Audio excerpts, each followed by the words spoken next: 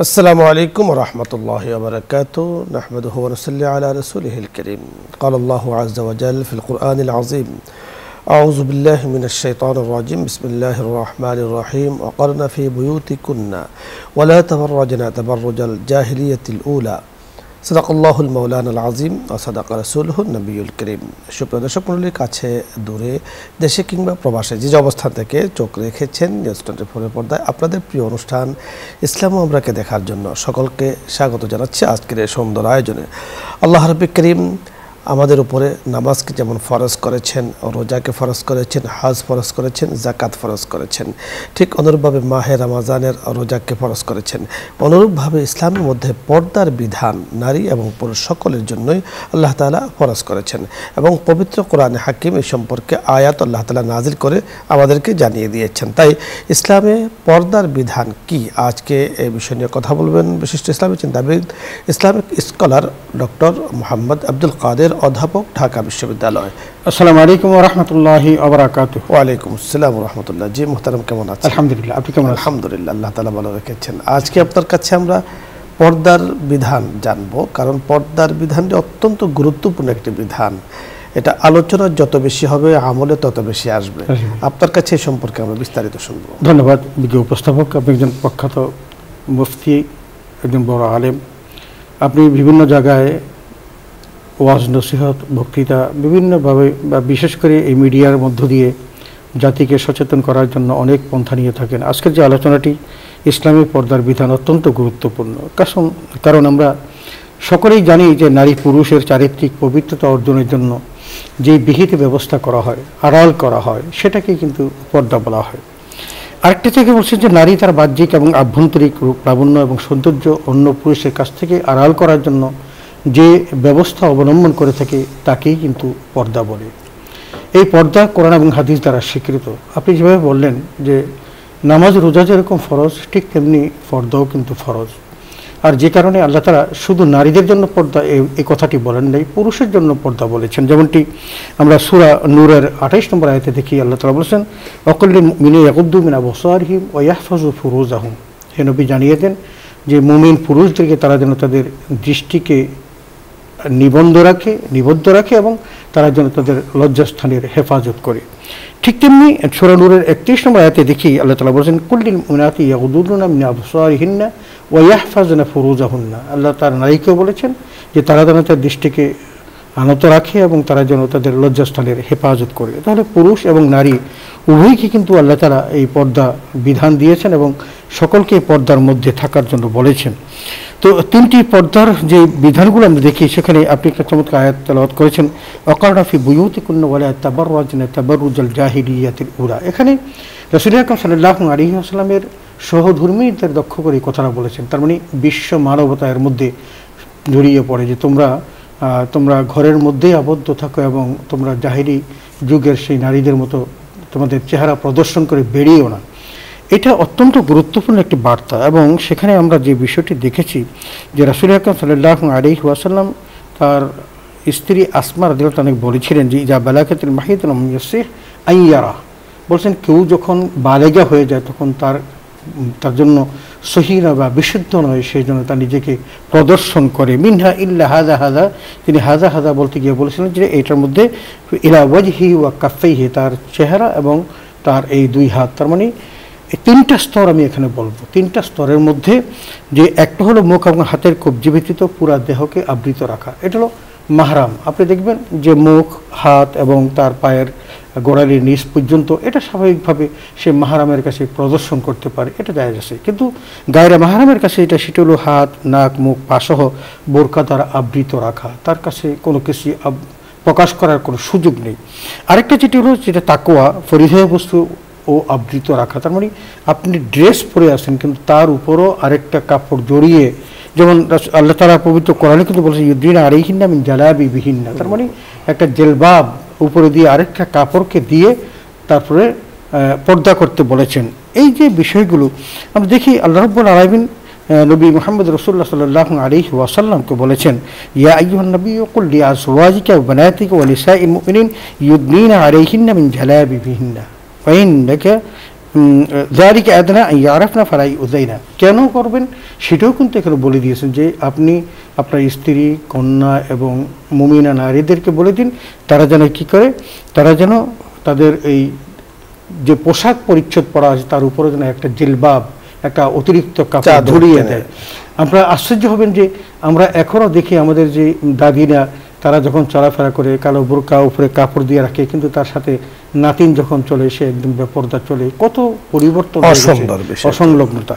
তো যাই হোক, আল্লাহ রাব্বুল আলামিন আমাদেরকে স্পষ্ট করে বলে দিয়েছেন যে দুটো কারণ বলেছেন যে যারিকা আদনা আরিফনা, তুমি এভাবে পর্দা করবে যাতে করে তোমাকে সহজেই চেনা যায়। আরেকটা কি বলছেন, ওয়ালাই উজাইনা, ফালাই উজাইনা বলছেন যে যাতে করে তোমার প্রতি নির্যাতন করা না হয়। তার মানে বোঝা যাচ্ছে যে পর্দা মানুষকে নির্যাতন থেকে বাঁচায়।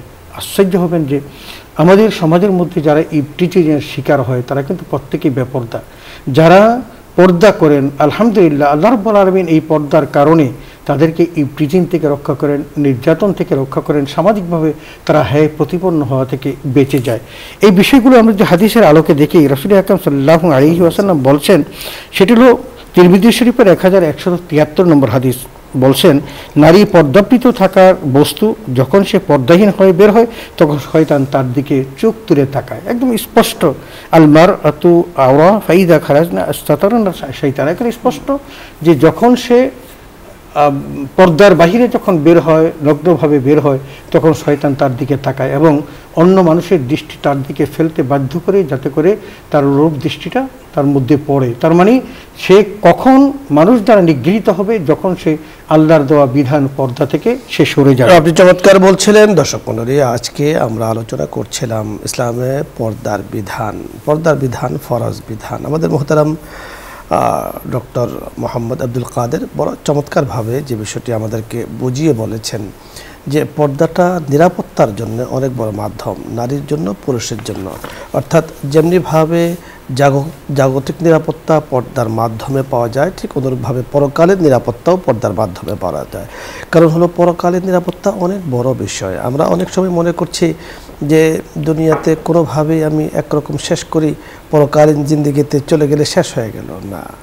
কবি বলেছেন, মৌত কোসম জাহে গাফিল ইখতিতামে জিন্দেগি দর হাকিকত মৌতে তেরা ইবতিদায়ে জিন্দেগি।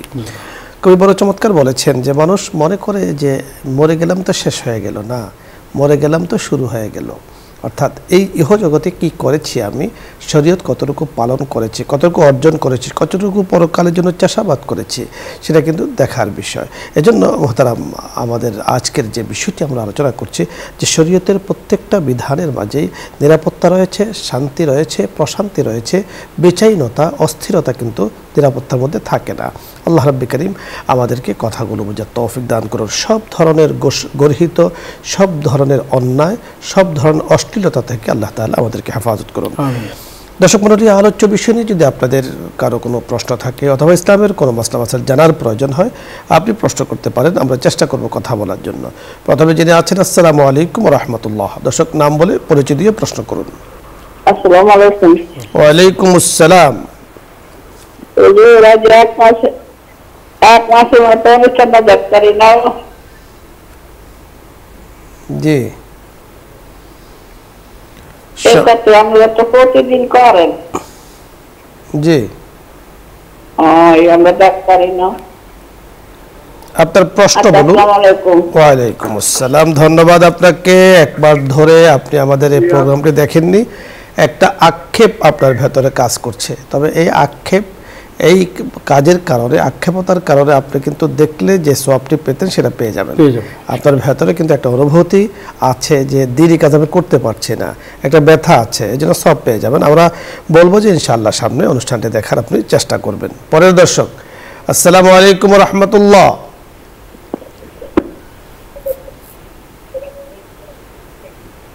দর্শক শুনতে পেয়েছেন? প্রশ্ন করুন। আসসালামু আলাইকুম। ওয়া আলাইকুম আসসালাম ওয়া রাহমাতুল্লাহ। আমি সুনামগঞ্জ ধরমপাড়া থেকে ইউনুস বলছিলাম। জি জি, বলুন। হুজুর, আমাদের একজন খুব জ্ঞানগর্ভ ব্যক্তি ছিলেন ডক্টর সংসার আলী সাহেব। জি, তো উনি চ্যানেল আইয়ে আপনার এই ইসলামকে আলোচনা করছেন, বিজ্ঞানময় কোরআন। উনি আলোচনা করছিলেন, শুনছিলাম যে আমাদের পুরুষ এবং মহিলাদের কোষগুলি বিপরীত ধর্মী, সুতরাং এই জন্যও মানে আপনার পর্দা করার প্রয়োজন। হ্যাঁ, উনি কোরআনের আর কোন আয়াত উদ্ধৃতি করে বলছিলেন, এটা কতটুকু হাদিস সম্মত? জি ধন্যবাদ, আমরা বুঝতে পেরেছি। অনুজ সাহেব আপনি শুনতে থাকুন, আমরা কথা বলছি। বুঝতে পেরেছেন? জি ধন্যবাদ। আসলে বৈজ্ঞানিক দৃষ্টিভঙ্গিতে উনি আলোচনা করতেন। তো ডক্টর শমশের আলী ঢাকা বিশ্ববিদ্যালয়ে সম্প্রতি 3 মাস আগে হয়তো মারা গেছেন। তো এখানে আমরা জিনগুলো বিপরীত এই ব্যাপারে উনি ওনার বৈজ্ঞানিক দৃষ্টিভঙ্গি বলেছেন, কিন্তু আমরা পুরুষ এবং নারীর মধ্যে খুব বেশি প্রভেদ আমরা পার্থক্য আমরা দেখি না, এবং এটাও দেখি না যে আমরা যেরকম পুরুষকে অগ্রাধিকার দিই, নারীকে আবার তার চেয়ে সম্মান কম দিই, এটাও কিন্তু আল্লাহ বলেন। তবে এক জায়গায় বসে আর রিজালু কাওয়ামুনা আলান নিসা, সেই কী কারণে সেটা হলো যেমন নারীর উপর কোনো শরীয়তের বিধান যদি নারী যদি কোনো বিধান লঙ্ঘন করে সেই জন্য রেসপন্সিবল তার স্বামী, পর্দা করছে না, স্বামী তাকে কতটুকু তার পর্দার মধ্যে রাখার জন্য চেষ্টা করলো না করলো, এই জন্য কিন্তু দায়ী হবেন স্বামী, স্ত্রী নয়। তবে স্ত্রীও কিন্তু জাহান্নামী হবেন যদি তিনি শরীয়ী বিধান থেকে সে লঙ্ঘন করেন।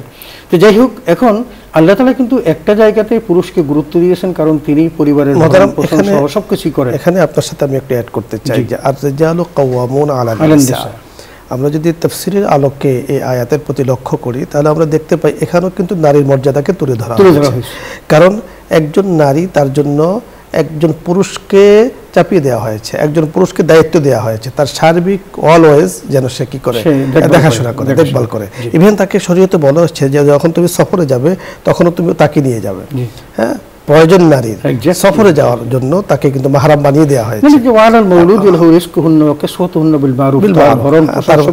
ভরণ পোষণ মানে তার জন্য ঘর বানাতে হবে, তার জন্য পানি এনে দিতে হবে, পানির ব্যবস্থা করবে, এবং সে তার সবকিছু, অসুস্থ হয়ে গেলে তার জন্য ওষুধ এনে দিতে হবে। তার মানে পুরুষের ঘাড়ে তার দায়িত্ব চাপিয়ে দেওয়া হয়েছে।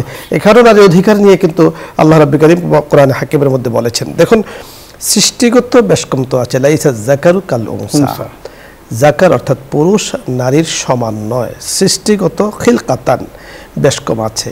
তাই তো আমরা দেখতে পাচ্ছি যে অনেক সময় শরীয়তের কিছু বিধানের মধ্যেও কিন্তু বেশ কম রয়েছে। রমজানের রোজা পুরুষের জন্য কোনোভাবে ভাঙ্গা জায়েজ নেই, কিন্তু মহিলাদের জন্য বলা হয়েছে যখন তাদের মিন্স হয় বা মাসে কিছু হয়, সেটাও আল্লাহ পাকের দেয়া, সে সময় তারা রোজা ভাঙতে পারবে। তাহলে এটা পুরুষের জন্য জায়েজ নেই, কিন্তু তাদের জন্য দেওয়া হয়েছে। নেগেটিভ যে সেই বিষয়টা উনি অবশ্যই সুন্দরভাবে বলেছেন, আমরা হয়তো সেটা নিয়ে কোনো বিতর্ক করছি না। তিনি বিজ্ঞানী দৃষ্টিভঙ্গিতে কথা বলেছেন। আপনি যেটা বললেন এটাই হলো মূল কথা, যে আল্লাহ তাআলা তাদের জন্য কিছু ছাড় দিয়েছেন, কিছু রিডাকশন করেছেন, যেটা পুরুষের জন্য রিডাকশন নাই। কিন্তু নারীর মর্যাদা আল্লাহ পাক জায়গায় জায়গায় তুলে ধরেছেন, এবং আমরা বলবো যে বিজ্ঞানও এই বিষয়টাকে কিন্তু সাপোর্ট করে। আমরা বিজ্ঞানের আলোকে যদি চিন্তা করি, দেখা যাচ্ছে যে আমরা গত কয়েকদিন ধরে আমরা আলোচনা করছিলাম, যে গতকালকে বা পরশুদিন সম্ভবত আমরা আলোচনা করেছি যে দিন চর্চা, ইসলাম চর্চায় নারীদের অবদান। তা আমরা দেখেছি ইতিহাস ঘেটে আমরা দেখেছি যে নারীর অনেক অবদান রয়েছে, কোনো ক্ষেত্রে কিন্তু পুরুষ থেকে তারা পিছিয়ে নেই। আপনি দেখুন যে জিহাদের ময়দানে পুরুষ যুদ্ধ করেছে, আমরা ইতিহাস ঘেটে দেখেছি নারীরাও কিন্তু যুদ্ধে যুক্ত হয়েছেন, এবং যিনি গিয়েছেন, যিনি ঘরকে সাজিয়ে দিয়েছেন, তাদেরকে উদ্বুদ্ধ করেছেন, তাদের অংশ কোনোভাবে অনেক কম না। এবং তারা অনেক মার্সিয়া, তারা অনেক কবিতা গিয়েছেন, উত্তেজকমূলক গান তারা গিয়ে তাদেরকে উদ্বুদ্ধ করেছেন। চমৎকার। পরের দর্শক, জি আসসালামু আলাইকুম ওয়া রাহমাতুল্লাহ। হ্যালো, আসসালামু আলাইকুম। ওয়া আলাইকুম আসসালাম। আমি দুইটা প্রশ্ন করব। জি বলুন। প্রথম প্রশ্ন হলো, আমার বাসায় ওয়ালমেট দেওয়া আছে, কিন্তু ওয়ালমেটে কালেমা তাইবা লেখা আছে। তো ওটা কি আমি ওয়ালমেটে যখন ময়লা হবে ঝাড়ু দেখিয়ে উপরে ঝাড় দিতে পারবো? জি। দ্বিতীয় প্রশ্ন। আর দ্বিতীয় প্রশ্ন, আমি একজন চিকিৎসক, বাইরে যখন আমি যাই পর্দা ঠিকভাবে মেনটেন করি, আর বাসায় যখন আমি রুগী দেখি তখন হিজাব পরিয়ে দুই পা দুই হাত আমার মানে খোলা থাকে। জি, আমরা বুঝতে পেরেছি, ধন্যবাদ। অনেক সময় আমার রুগী আছে বা ইমার্জেন্সি কোনো সিলাই টিলাই দিতে হয়, তখন আমি হাত খোলা রাখি। আমরা বুঝতে পেরেছি, ধন্যবাদ। আপনি শুনতে থাকুন, আমরা কথা বলছি বিষয়টি নিয়ে। মোহতারাম বুঝতে পেরেছেন, ওনার বাসায় ওয়ালমেট আছে, সেখানে কালিমা তৈয়বা লেখা আছে। তো যখন ময়লা হয়ে যায় সেটাকে কেউ যে ঝাড়ু দিয়ে, এক ধরনের ঝাড়ু আছে শুধুমাত্র পরিষ্কারের জন্য, বিছানা বা এগুলোকে, এতে তো সমস্যা। এটা ক্লিয়ার, যেটা সেটা হলো যদি সে অন্য কোনো ময়লা যেই ঝাড়ু দিয়ে পরিষ্কার করা হয় কালেমাকে সেই ঝাড়ু দিয়ে পরিষ্কার করা যাবে না, সেটা হলো পরিষ্কার কাপড় দিয়ে সেটাকে মুছে দিতে হবে, মুছে দেওয়া যাবে। তার মানে অন্য সাধারণ জিনিস যে জিনিস দিয়ে পরিষ্কার করা হয় সেটা দিয়ে আপনি কলেমাকে পরিষ্কার করেন, এটা উচিত, এটা একেবারে আদবের খেলাপ নিঃসন্দেহে। উনি একজন চিকিৎসক, বাইরে যখন চিকিৎসা করতে যান তখন তো পর্দার বিধান মেনেই যান, ঘরে যখন চিকিৎসা করতে আসেন তখনও উনি পর্দার বিষয়ে সচেতন থাকেন, বাট হাত বা পা খোলা থাকে, এতে তো না, এগুলো জায়েজ আছে, এতটুকু সুযোগ আছে। ইল্লা মা যাহরা মিনহা যে আয়াতে কারিমা আছে সেখান থেকে কিন্তু এতটুকু জায়েজ, হাতের এই কবজি পর্যন্ত, মুখের মুখমণ্ডল এতটুকু, এবং তার ওই পায়ের গোড়ালি থেকে নিচ পর্যন্ত। এমনি তো চিকিৎসকের জন্য কিছুটা অবশ্যই আছে। আমরা বলবো যে আপনি মাশাআল্লাহ বুঝেন ইসলামের দৃষ্টিতে পর্দার বিধান। তো আপনি দেখুন যেখানে পর্দার লঙ্ঘন হয়, পরপুরুষের সামনে অথবা বাহিরে, সেখানে কিন্তু পর্দাটা মেনেই আপনাকে চলতে হবে, কারণ চিকিৎসক এটাও একটা চিকিৎসা। আমরা যে কথাগুলো বলছি, আপনি যেমন শরীরের চিকিৎসার কথা আপনি বলছেন, পরামর্শ দিচ্ছেন, আমরা আপনাকেও পরামর্শ যে শরীয়তের দৃষ্টিতে রোহের চিকিৎসা। তো এই জন্য এই বিষয়টা মেনে চললে রোহটা ভালো থাকবে, আবার দিনটা ইসলামটা ভালো থাকবে, আর আপনার যে পরামর্শ অনুযায়ী চললে মানুষের দেহ ভালো থাকবে। অবশ্যই দুটোই কিন্তু চিকিৎসারই অংশ। মোহতারাম, ধন্যবাদ আপনাকে। দর্শক মণ্ডলী, আপনাদের সকলকে ধন্যবাদ জানাচ্ছি। আজকের সুন্দর আয়োজনে আপনারা আমাদের সাথে শরীক হয়েছেন, অংশগ্রহণ করেছেন। দেখুন, আজকে যে বিষয় নিয়ে আমরা কথা বলছিলাম যে ইসলামের দৃষ্টিতে পর্দার বিধান। পর্দার বিধান কোনো ছোট বিধান নয় এবং এটাকে অবহেলা করার বিধান নয়। আল্লাহ রাব্বুল কারীম পবিত্র কোরআনে হাকিমে যারা অবহেলা করছেন তাদেরকে আল্লাহ তাআলা বলে দিয়েছেন, ওয়ালাকাদ যারা'না লিজাহান্নামা কাসীরাম মিনাল জিন্নি ওয়াল ইনস লাহুম কুলুবুন লা ইয়াফকাহুনা বিহা ওয়া লাহুম আযানুন লা ইয়াসমাউনা বিহা ওয়া লাহুম আ'য়ুনুন লা ইবসিরুনা বিহা উলাইকা কাল আনআম বাল হুম আদাল। আল্লাহ তাআলা বলেন যে আমি জাহান্নামে ভর্তি করব জিন এবং ইনসান দ্বারা। তারা কারা? যারা দেখতে চোখ থাকতে চোখ দিয়ে দেখে না, অর্থাৎ চোখ তো আছে, সকল কিছুকে দেখে, কিন্তু শরীয়তের সুন্দর বিধানাগুলিকে দেখেও না দেখার বান করে, শরীয়তের বিধানাগুলোকে শুনেও না শোনার বান করে, বুঝেও না বুঝার বান করে। আল্লাহ বলেন উলাইকা কাল আনআম, তারা হলো চতুষ্পর্যন্ত বালহুম আদাল, তার থেকে অনেক নিকৃষ্ট। উলাইকা হুমুল গাফিলুন, তারা হলো উদাসীন জাতি। দর্শক মণ্ডলী, আমরা উদাসীন জাতি হতে চাই না, আমরা বিচক্ষণ জাতি হতে চাই। রাসূল আকরাম সাল্লাল্লাহু আলাইহি সাল্লাম আমাদেরকে বলে দিয়েছেন, আল কাইয়্যিসু মান দানা নাফসাহু ওয়া আমিলা লিমা বা'দাল মাউত, যিনি প্রকৃত বুদ্ধিমান তো তিনি, যিনি নিজেকে বুঝে নিজের জন্য যা কল্যাণ সে তা করে এবং মওত পরবর্তী জীবনের জন্য তিনি পাতেহ সংগ্রহ করেন। আল্লাহ তাআলা আমাদেরকে কথাগুলো বোঝার তৌফিক দান করেন। আজকে আমরা সকলকে ধন্যবাদ জানিয়ে আগামী দিনের প্রোগ্রামের আমন্ত্রণ জানিয়ে আজকের মতো বিদায় নিচ্ছি। আসসালামু আলাইকুম ওয়া রাহমাতুল্লাহি ওয়া বারাকাতুহু। দোয়া হবে, দরুদ ইস্তিগফার পাঠ করি। আস্তাগফিরুল্লাহ রাব্বি মিন কুল্লি যামবি ওয়া আতুবু ইলাইহি লা হাওলা ওয়া লা কুওয়াতা ইল্লা বিল্লাহিল আলিয়্যিল আযীম। আল্লাহুম্মা সাল্লি আলা মুহাম্মাদ ওয়া আলা আলি মুহাম্মাদ كما صليت على إبراهيم وعلى آل إبراهيم إنك حميد مجيد. اللهم بارك على محمد وعلى آل محمد كما باركت على إبراهيم وعلى آل إبراهيم إنك حميد مجيد. اللهم آمين. ربنا ظلمنا أنفسنا وإن لم تغفر لنا وترحمنا لنكونن من الخاسرين. ربنا لا تزغ قلوبنا بعد إذ هديتنا وهب لنا من لدنك رحمة إنك أنت الوهاب. رب اغفر لي ولوالدي وللمؤمنين يوم يقوم الحساب. رب ارحمهما كما ربياني صغيرا. রব্বুল আলামিন, সুন্দর এই মুহূর্তে ইসলামী পর্দার বিধান নিয়ে আলোচনা করেছি। আল্লাহ কোরআন ও হাদিসের আলোকে যা আলোচনা হলো, আল্লাহ আলোচনার ভুল ত্রুটি ক্ষমা করে দিয়ে বাকি সবটুকু তোমার হাবিব মুহাম্মদুর রাসূলুল্লাহ সাল্লাল্লাহু আলাইহি ওয়াসাল্লামের রওজা মুবারকে পৌঁছাইয়া দাও। तमाम अंबिया कराम, सिद्दीकीन, शुहदा, सालिहीन, तमाम सहाबाए कराम, ताबईन, ताबे ताबईन, उलमा, मुतक़द्दिमीन, मुताख़िरीन के अरवाफ़ के पहुँचाया दाओ। রব্বুল আলামিন মাশরিক সে মাগরিব শিমাল সে জুনুব তো তোমার যত প্রিয় বান্দা বান্দি বিদায় নিয়েছে আল্লাহ তামামের রূহি মুবারকের সবগুলো পৌঁছায়া দাও। রব্বুল আলামিন যারা হাত তুলেছি আমাদের প্রত্যেকের মা বাবা ভাই বোন আত্মীয় স্বজন আল্লাহ খুসুসান এই প্রতিষ্ঠানের সম্মানিত চেয়ারম্যান মহোদয়ের আত্মীয় স্বজন যারা কবরে শায়িত তামামের রূহি মুবারকের সবগুলো পৌঁছায়া দাও। রব্বুল আলামিন হাদিয়াগুলোর বরকতে কিয়ামত পর্যন্ত তাদের কবর আযাব মাফ করে দাও। আল্লাহ তাদের কবরগুলোকে রাউযাতুম মিন রিয়াজিল জান্নাত বানায়া দাও। রব্বুল আলামিন তাদের কবরগুলোকে নূরুম মিন আনওয়ারিল জান্নাত বানায়া দাও। আল্লাহ কবরে রেখে জান্নাতের সকল নিয়ামত তাদের নসিব করে দাও। রব্বুল আলামিন কবর হাসর মিজান ফুলসিরাত পার করে সকলকে জান্নাতুল ফেরদাউসে পৌঁছায়া দাও। রব্বুল আলামিন যারা হাত তুলেছি আমাদের প্রত্যেকের জীবনের সকল গুনাহগুলো মাফ করে দাও।